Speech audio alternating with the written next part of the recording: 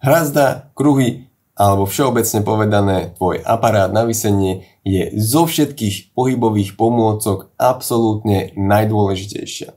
Je to kvôli tomu, že visenie je jedna z esenciálnych aktivít, respektíve pozícií, ktoré sú nevyhnutnou súčasťou výživného pohybového jedálnička. Ak vynechávaš visenie, je to ako keby si zo svojej stravy vynechával napríklad B vitamíny.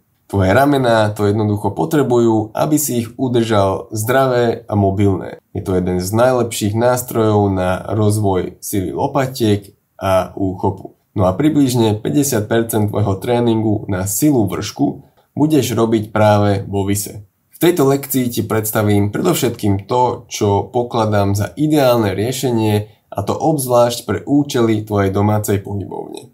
Toto riešenie pozostáva z kombinácie hrazdy a kruhov.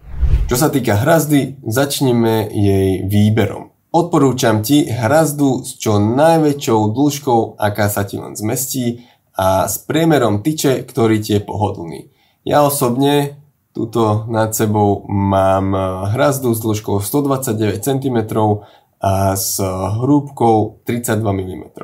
Tvoja hrazda by mala byť natretá s farbou, ktorá má vyššie trenie, aby sa ti čo najmenej šmýkala, aj bez toho, aby si na nej musel používať magnésko. Ďalšia vec, ktorú musíš zohľadniť, je umiestnenie tvojej hrazdy, a čo sa týka tohto umiestnenia, mám tu pre teba niekoľko dôležitých typov. Poprvé, ideálna výška hrazdy od zeme je taká, pri ktorej sa počas visenia tvoje nohy nedotýkajú zeme, ale zároveň taká, aby si na ňu vedel ľahko doskočiť. Nechceš ju mať príliš nízko, jednak aby si sa vedel kompletne uvoľniť pri pasívnom vise, ale aj kvôli tomu, že si budeš chcieť na túto hrazdu neskôr zavesiť kruhy, čiže čím nižšia hrazda, tým viac ťa to bude obmedzovať. Na druhej strane nechceš ju mať ani príliš vysoko, aby si nemal problém na ňu doskočiť a zase nevznikla nejaká prekážka medzi tebou a visením. Druhý typ je, že vzdialenosť medzi stropom a hrazdou by mala byť aspoň taká, aby sa ti tam pohodlne zmestila tvoja hlava od kľúčnej kosti, a to hlavne kvôli zhybom, ktoré na nej budeš robiť. Ak by som si však kvôli priestoru mal vybrať medzi tým, či budem mať pri visení vystreté nohy alebo dostatok priestoru pre hlavu nad hrazdou, tak by som si vybral prvú možnosť a dal by som radšej hrazdu bližšie ku stropu. Tretí typ je ten, že pri visení by som ti odporúčal mať priestor aspoň 1,5 metra v každom smere. Jednak je to kvôli dynamickejším druhom visu, pri ktorých možno budú tvoje nohy poletovať v priestore, ale aj kvôli práci na kruhoch, kde tento priestor určite budeš potrebovať. Kvôli týmto dôvodom je podľa mňa najlepším riešením hrazda do stropu, ale ak to pre teba nie je reálne, tak hľadaj alternatívu, ktorá bude spĺňať čo najviac podmienok, o ktorých som hovoril. Druhá časť tvojho visiaceho aparátu sú gymnastické kruhy. Dobrá správa je, že ak máš hrazdu, ktorá spĺňa všetky podmienky, ktoré som uvádzal pred chvíľou, tak kruhy na ňu zavesíš veľmi jednoducho. Rozhodne ti odporúčam investovať do drevených kruhov, ktoré sú oveľa príjemnejšie na dotyk a menej sa šmýkajú ako tie plastové. Len pre informáciu, oficiálne gymnastické kruhy majú priemer kruhu 18 cm a majú profil s priemerom 28 mm. Čo sa týka popruhu pre tvoje kruhy, záleží od toho, ako ich budeš využívať.